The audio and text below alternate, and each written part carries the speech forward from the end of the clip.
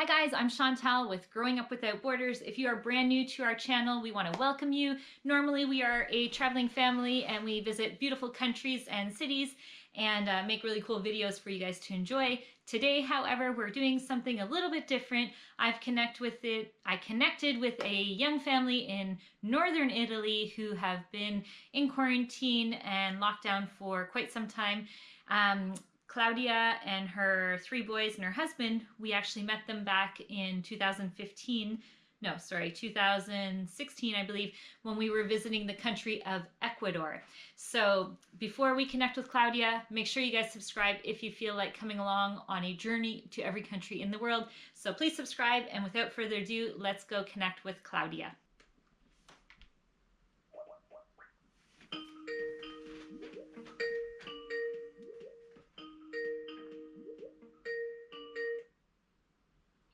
Hello. Oh, hi, Claudia. Thanks so much for taking the call. Oh, you're welcome. Thank you, Chantal. Hello, how are you? I'm doing fantastic. Yes, you've got a beautiful view out the back. We sure do. We are a world apart, you and I. We are like complete opposite, 12 zones. Yes, that's right. 12 hours. It seems so far away. It's just crazy. It is. So tell me, whereabouts are you now in northern Italy, if you were to geographically place yourself there?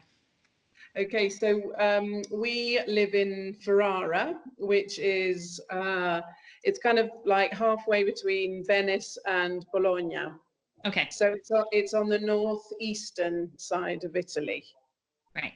And right now, I think that is probably one of the areas, well, all of northern Italy was hit actually pretty hard when all of this whole thing started, right?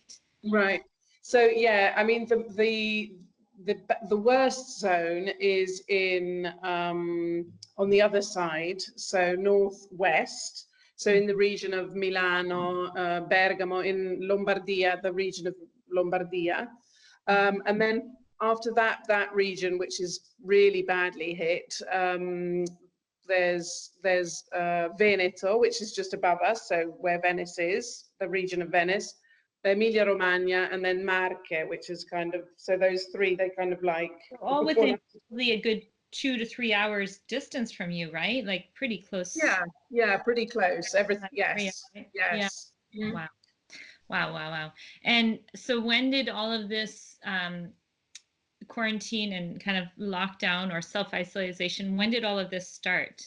So the kids, so I've got three boys, as you well know, Chantal. I know but for the general public, so you have three boys at home. They're all in school grades, right? So how old are they right now? So they're 17, Sam's 17, then I've got Thomas 16 and Ruben 13. They all stopped, so schools stopped around the last week of February. So all teachers stopped work, all the kids obviously stopped going to school. And I think, and then what happened was, so people were starting to sort of realize that this was serious, because we kind of all, I think as most of the world does, think, oh, well, it's just a flu, and, and then we had a complete lockdown. I think it was around the 8th of March. Of March. So, so 1 week, maybe 10, 15 days after they announced. Exactly. Yeah. And then so what is it like for you? What does that mean for the Italians that are there when it's full lockdown, for being able to go out or get out to get fresh air? How does that all look for you guys there? Well, before the official lockdown, people could go out for walks as long as you kind of stayed apart and you tried to not congregate, which of course people never really followed because they just didn't. And so for us now, it means that you can't go out. You can't go out without a special certificate that says where you're going, where you've come from, where you're going, what you're going out to do, and only the very essential, only the sort of essential, like work, like work, going for food, or going for medicine. Those three things are the essential that you're things that you're allowed to go out for. So how does that work for you though to get permission to go out? I mean, and how many do you get access to, or how is it Well, distributed? it's available to everybody. It's like even the newspapers are putting it on their website. So you just download it every time you need. I mean, say I needed one to go to work and one to go to the shops. I would download two. One says I need to go to work, and the other one would say I need to go and for shopping. And is there And then controls when you go out? Like, do you actually get stopped and asked for the certificate? yes, you can get stopped. You can get stopped. In fact, outside of my window yesterday, because they brought the army in as well to help with, you know, the control of the situation. They were just parked outside three, this, you know, great big Jeep thing, and three soldiers who had stopped two guys and asked for their documents and why were they out. Okay. Yeah. So, And so now let's say you want to go out for a walk and get fresh air. Is that allowed? well, it's kind of a little bit of a grey zone. In theory, you can go out, but you have to sort of walk just around the block. But generally, I mean, at least in my family, we're not doing that. We're trying to do exercise at home. We have a sort of internal, like a parking, you know, if you're absolutely desperate, then you just walk around there. But we're trying to not go out at all, really, So just to try and, yeah. yeah. So, Well, I know. And then what is the situation like, for example, when you do go out, the only stores that are open are grocery stores and pharmacies? yeah, that's right. Only food shops and what else? Yeah, food shops and pharmacies. That's the only thing. And the post, is the post open? I think, yeah, the post is open. And those are the only things. And has there been a lot of supply in the stores, or has it been like other countries Yeah, where in the yeah, it's been okay? yeah, it's been pretty good. And we haven't been hoarding stuff. You know, I saw some pictures in other countries and, you know, there's like empty shelves. That hasn't actually happened here. There's been maybe a few things missing, but then the next week when we've gone back, you know, they've been replenished. Yeah, So yeah, Italians appear not to hoard. We just buy what's necessary. I mean, Yeah. Italy's been through different war times and such, so maybe they were a little more prepared than other countries. But I know, for example, for our family, we can't still find flour. And so thankfully, I have a friend in the North Island who's like shipping it, you know? So, Yeah, but we that's still have crazy. it. I mean, this is day, I think 6 or so that we've been trying to get flour. And Wow. with three girls. Yeah, we haven't had problems like that. Yeah, we've had, you know, queues outside shops, but nothing that's sort of like, you know, sort of missing and has been for ages. So tell me, you have 3 boys at home who are teenagers, and you know, boys are a little bit maybe more go go go than girls, or maybe not. I don't know. But what is the overall, I guess, kind of mentality of when this all first started, from the maybe shock of it all to how it's going now, and then in general, not just your family, but you know, the community around you and the general population of Italy. Speak for them. How is Well, I mean, you know, Italians, we as a people aren't really very patriotic. So, but we do rally round, you know, if there's a problem, then, so, I mean, you've seen on, you know, on internet, the balcony singing and the clapping for the nurses and the doctors. People working in hospital. Well, that's, you know, that's been, I think, the general sort of attitude, you know, to try and sort of, you know, be encouraging and be positive about it. So I think, yes, I think probably that's how Italians, you know, deal with it. They, you know, they get creative, should we say, about how to deal with it. Perché la domenica, coronavirus o non coronavirus, si mangia tutto assieme. Buona domenica! Buona domenica!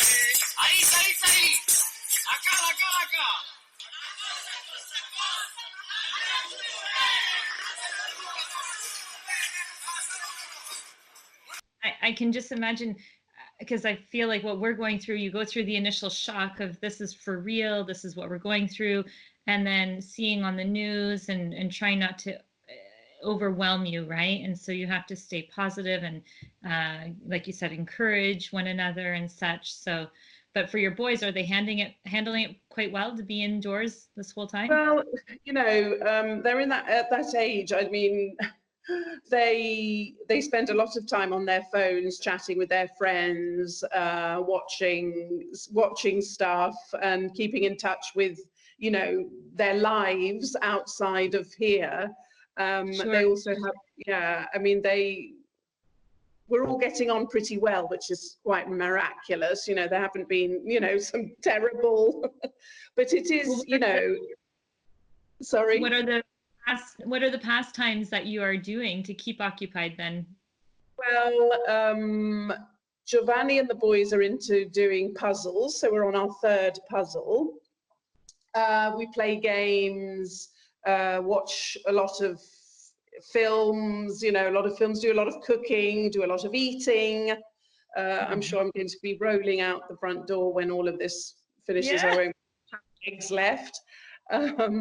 So yeah, we just, you know, you kind of do all the things that you can't usually do because you're always very busy at work or, you know, doing other things or out of the house. Right. And then of course, yeah, I mean, that has been a very positive thing, I must say. And then of course the boys do school online. So the schools have organized themselves. So maybe they have video lessons, maybe for an hour, maybe 2, sometimes 3 during the day, but not necessarily every day, and then a lot of homework.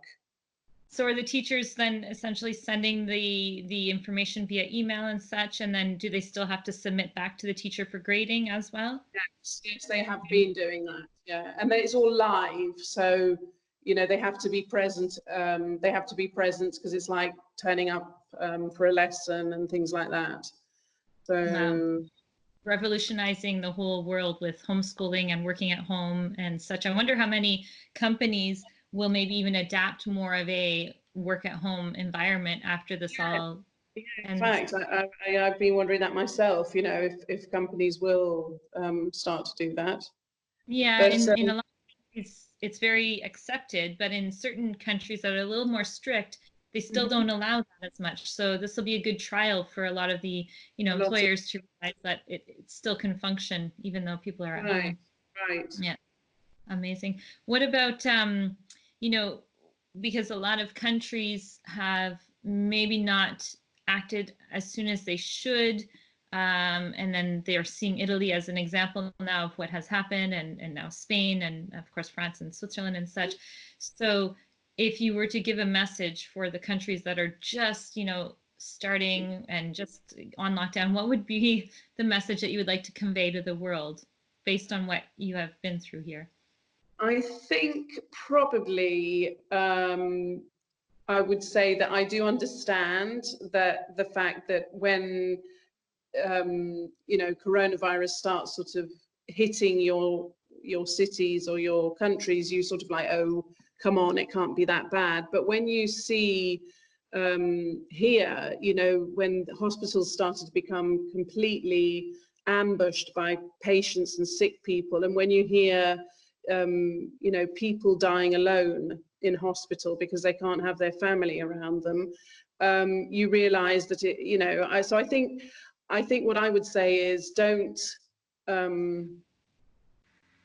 underestimate you know, this virus, because we did. I mean, I know exactly what it feels like to sort of think, oh, this is a bit exaggerated, but it really isn't.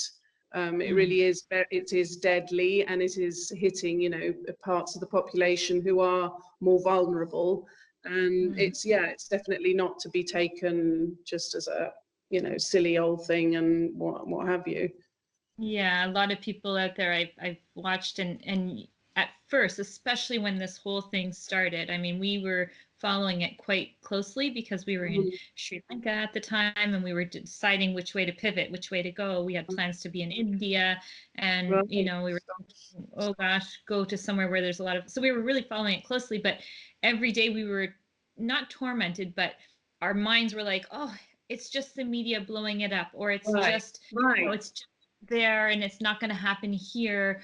Why would we worry about something happening in China, and all that? And oh, it's, it's just, all this. And then all of a sudden, then the reality would set in a little bit and you'd be like, no, we should pay attention to this. It is for real, So we were always back and forth. And now it's like, no, this is no longer a joke. Like this is for real. This is something that people need to take very seriously, especially the youth, who feel maybe invincible, or they feel like, so yeah. Has it affected anyone that you have, that or anyone close to you? Yes, actually, just 2 days ago, a very dear friend of mine told me that her mum and dad, who are about 60, they're not old or anything. They were not feeling well, and had all the symptoms of, that we're told, had high fever and difficulty breathing, and they tried for almost 24 hours to get in touch with the emergency services. And they couldn't get through because the lines were completely, chock-a-block full. Nobody was answering. So they waited almost a day before an ambulance arrived and took him to hospital, where he's not on a ventilator, fortunately, but they had to give him oxygen, and he's on antivirals. But he was in the hospital corridor with another 20 people. And then yesterday, my friend told me that he's been put in a room, but he's not doing, tonight, she told me he's not doing very well. So, yeah. So, it's, it's, what can I say? It's crazy. They're still crazy. So young, and this is the part, I think, where people maybe don't realize, or like you're saying, they're underestimating the importance of it because of that, So yeah, with the message for you, for the world, for those of us who are just starting to have the realization, what would your suggestion be? Just stay home, stay safe. Yes, I would say that, don't undervalue the dangerousness of it. And if you're not worried about yourself, be worried for other people. Don't be selfish in the way you deal with it, because there are people who are more vulnerable than you, maybe, health-wise. So just stay home. Try and make the most and be grateful for the time that you have, maybe with your family. And I understand that, it's great if you have a family that you can be with. And I understand that there are a lot of people who maybe don't have a happy family home, and the thought of staying in is just outrageous and difficult. And the thought of staying in their houses alone is a lot to bear. But just stay home, be safe, follow the directives, I would say. Yeah, that's great advice. I had thought of something, but now I had forgotten it. But sorry, it's all my waffling. No. And then we've got the chainsaw massacre going on again. So Claudia, though, thank you so much for taking the time with us today, with sharing with our audience, and I really appreciate you taking the time. So thank you, Chantal. It's lovely to see you again. Yes, bye-bye. Same. Thanks.